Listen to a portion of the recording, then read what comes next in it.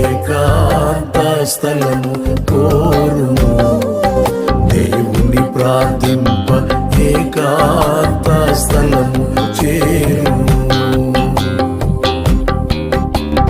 ఏకాంత స్థలము చేరి మోకాళ్ళ మీద ఉండి లోకాశాలను మదికి రాకుండా చూచుకొనుము.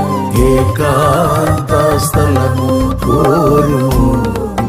దేవుని ప్రార్థింప ఏకాంత స్థలము చేరుము.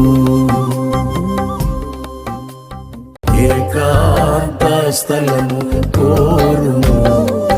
దేవుని ప్రార్థింప ఏకాంత స్థలము చేరుము. ఏకాంత స్థలము చేరి